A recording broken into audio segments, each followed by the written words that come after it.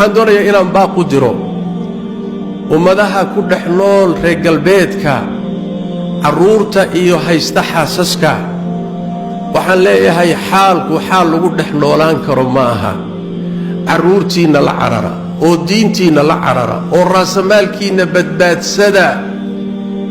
ilmo yar oo lagu afbarahayo khaniisnimo iyo lesbian iyo geys la barayaay oo yaraanta lagu afbarayaay adoo waalidana aad meesha dhex fadhidood shilmada uruursanayso maxaad ilaahay ka sugaysaa maxaad ilaahay ka sugaysaa tabaaraka wa tacaala maxaa ilaahay agtiisa markaad tagto jawaabtaadu ay noqonaysaa war maxaa dhulka idinku cidhiidhiyey war maxaa dhulka idinku cidhiidhiyo idiin tusay uun meeshaa keliya inaad ku noolaan kartaan adduunku waa waasac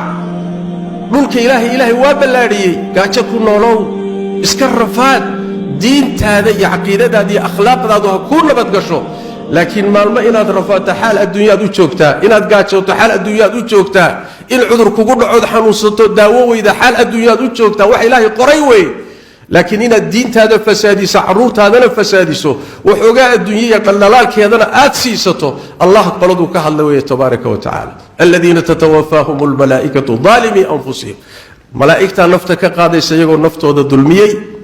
oo khalad iyo dembiye ku jira markaasay malaa'igtu waxay ku leedahay fiima kuntum maxaad ku sugnaydeen maxaad ahaydeen markaasay waxay kunaa mustadcafiina fi lard meelna lagaga xoog badan yahay baan joognay gaalaanna haysatay dowladahoodan ku hoos noolayn shuruucdoodaanna maamulaysay tabar maannaa haynin awood maannaa lahayn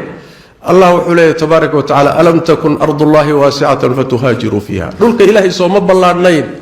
oo meelaad u carartaan oo u hijrootaan maydaan heli karin marmarsood miyaa kuu noqonaysa waa layga xoog badnaayoo miskiin baan ahaa qaxooti baan ahaa ilaahay agtiisa tabaaraka wa tacaala xujo ku heli maysid carruurtaada iyo diintaada la carar oo meeshan meel dhaanta ugala carar oo way ka sii dari kuwan ilaahay uu ku keeno wuxuu ugu talagalaye xaaladda intaad qiimaysaan naftiinna la badbaada diintiinna la badbaada carruurtiinnana badbaadiya